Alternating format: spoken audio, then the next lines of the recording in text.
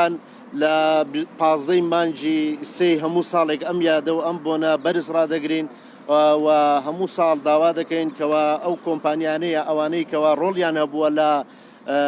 کیمیا بارانکردنی هەڵەبجە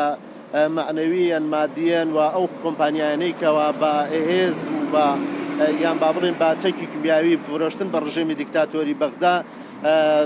هەموو ساڵ یاداشتیان ئاراستە دەکەینەوە لەم یادەدا یادیان دەکەینەوە پێمان وایە کە ئەم یادە دەبێ بە بەرزی ڕابگیرێ و تا دوا کەس کە بەشدار بووە لەم تاوانە گەورە مرۆڤایەتیە بە سزا دەگات دەبێ ئەم یادە بە نەمری بمێنێتەوە هەمیشە داواکاری و ئەو گوشارانەی ڕێکخراوەکانی کۆمەڵگەی مەدەنی لە هەرێمی کوردستان بەردەوامی هەبێ دیارە ئەمڕۆ 15 ئێمە وەکو نەریتی خۆمان کار ساڵانە لە 15 ئەم یادە دەکەینەوە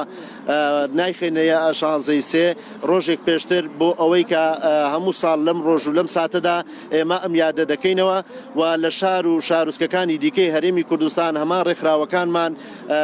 گردبوونەوە و ناڕزایەتی و پێدانی یاداشت ئاماژە پێ دەکەن و ئەمڕۆکەش ئێمە لەم ساڵیادەدا یاداشتێکەمان ئامادە کردووە کە پێشکەشی کۆنسوڵخانەی ئەڵمانیا دەکەین بۆ پێی کە ئەڵمانیا کۆمپانیاکانی بەشدار بوون لە پێدان و فرۆشتنی چەکی کیمیاوی بە ڕژێمی دیکتاتۆری بەغدا و ساڵانە و وەکو نەریتی خۆمان کە ئەم یاداشتە ئاراستە دەکەن و ئەم یاداشتەش لێرە بۆ ڕای گشتی ڕدەگەین و بۆ دەستگاکانی ڕاگەاندن بڵاوی دەکەینەوە یاداشتەکە لەلایەن مامۆستا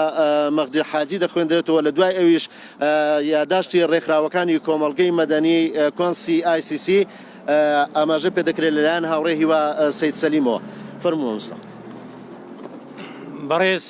سەرۆک کۆماری ئەڵمانیای فیدرال بەڕێز سەرۆک وەزیرانی ئەڵمانیای فیدرال بەڕێز سەرۆکی پەرلەمانی کۆماری ئەڵمانیا بەڕێز باڵوێزی ئەڵمانیا لە کۆماری عێراق بەڕێز کۆنسوڵی ئەڵمانیا لە شاری هەولێر پاش سڵاو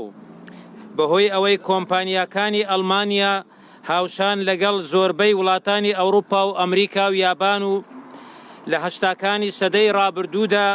ڕۆڵیان هەبوو لە فرۆشتنی چەکی کیمیاوی بەڕژێمی بەعسی ڕووخاو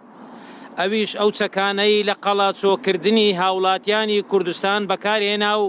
ئاکامەکەشی دەیان هەزار هاوڵاتی سڤیل بوونە قوربانی نمونەیەکی دیاری تاوانەکانیش کیمیابارانکردنی شاری هەڵەبجە بوو کە لە ڕێککەوتی 16/1988 لەلایەن ڕژێمی بەعسەوە کیمیاباران کرا بە چەکی وڵاتانی پێشکەوتوو کە تا ئێستاش سەدان لەو قوربانیانە کە بە چەکەکانی ئەو وڵاتانە کیمیاباران کران بەدەم ئازارەوە دەتلێنەوە ناوەناوەش بە مردنی هەر یەکێکیان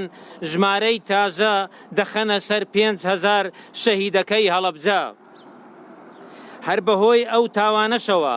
شاری هەڵەبجە چووە پەرتووکی گەنجەوە وەک یەکەم شار لە مێژووی مرۆڤایەتی زۆرترین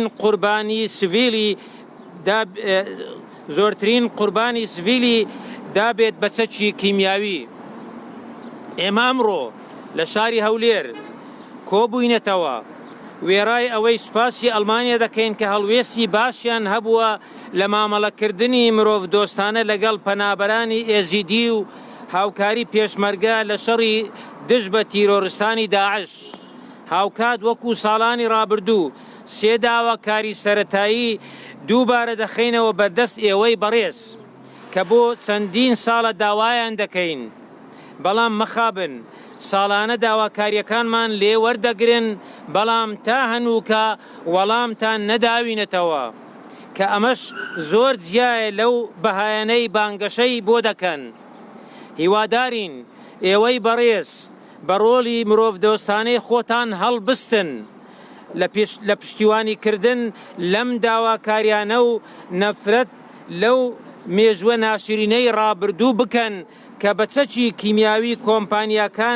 کۆمپانیاکانتان لە تاوانەکەتان کردتان داواکاریەکانیشمان بریتین لە حکوومەتی ئەڵمانیا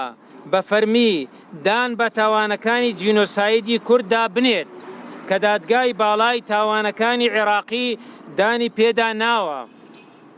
هاوکات تاوانی جینۆسایدی ئێزیدی و کریستیانەکان و شەبەک کە هێزی تیرۆریستی داعش ئەنجامی داون حکوومەتی ئەڵمانیا بەشداری بکات لە کەمکردنەوەی ئازاری بریندارانی چەکی کیمیاوی لە کوردستان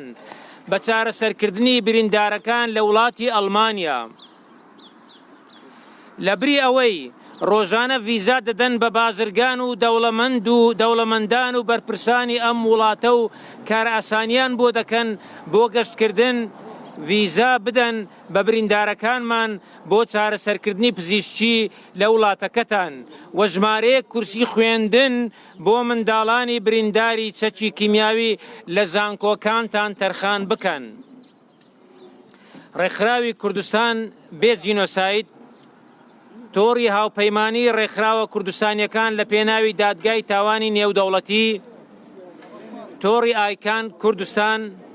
هەڵمەتی دادپەروەری، ڕێکخراوی قەدەغەکردنی چەکی کۆکش لە کوردستان، ڕێکخراوی بیمە بۆ مافە ئابووری و کۆمەڵایەتیەکان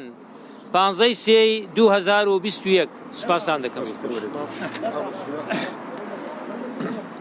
بۆ دووبارە نەبوونەوەی تاوانی هەڵەبجە داوا دەکەین عێراق بێتە ئەندامی دادگای تاوانی نێودەوڵەتی. 33 ساڵ لەمە پێش ڕژێمی بەعس شاری هەڵەبجە و دەوروبەری بە گازی چیمیاباران کرد. لە ئەنجامی ئەو تاوانە زیاتر لە 5,000 هاوڵاتی سیڤیلی ئەم شارە بوونە قوربانی و ڕۆژ لە دوای ڕۆژی ژمارەکە لە هەڵکشان بەهۆی مردنی بەردەوامی بریندارەکانەوە. ئێمە لە یادەوەری 33 ساڵەی تاوانی چیمیابارانی شاری هەڵەبجە لە پێناو دووبارە نەبوونەوەی تاوانی لەم چەشنا لە وڵاتەکەمان و دڵنیاییەوەکان بەوەی دووبارە نەبێتەوە کە مخابن لە دووز و ناوچەکانی دی جارێکی دیکە ڕوویاندایەوە. داواکاری عێراق ببێتە ئەندام لە دادگای تاوانی نێودەوڵەتی. ئەم داواکاریی ئێمە کە 16 ساڵە دووبارە دەکەینەوە بێجگە لە جێبەجێ بکرایە، ئێستا کەیسی تاوانەکانی سەنجار و دووز و شار و شارشکانی دیکە بە سانایی دەگەیشتە دادگای تاوانی نێودەوڵەتی. تاوانەکەش بە جینۆساید دەناسێنرا یاخود هەڕوویان نەدەدا، تاوانکارانیش لە سزا ڕزگاریان نەدەبوو. بۆیە لەم یادەدا داواکارین بە زووترین کات عێراق پەیمانی ڕۆما واژوو بکات و پەیوەست بێ بە دادگای تاوانی نێودەوڵەتی. دۆسیەی بە ئەندامبوونی عێراق لە دادگای تاوانی نێودەوڵەتی ببێتە یەکێ لە خاڵەکانی گفتوگۆی لایەنە کوردستانیەکان لەگەڵ حکوومەتی ناوەند لە بەغا. عێراق بە فەرمی داوای لێبردن لەگەڵی کورد بکا و سەرۆک کۆمار لە بڕی وڵاتەکەی بکەری تاوانی ئەو ئەرکە بگرێتە ئەستۆ. تاوان نابێت تاوان بارانی تاوانە مەزنەکان لە سزا ڕزگاریان بێت و پەیوەست بە قوربانی قەرەبوو بکرێنەوە. پێویستە عێراق قەرەبووی جینۆساید و کاتی داگیرکاری کوردستان بداتەوە. تۆڕی هاوپەیمانی ڕێکخراوە کوردستانەکان لە پێناو دادگای تاوانی نێودەوڵەتی کۆنسی ئایسی. زۆر سپاس. ئەگەر ئێستا شوەرگن ئێستا قەرەباڵتر و باش.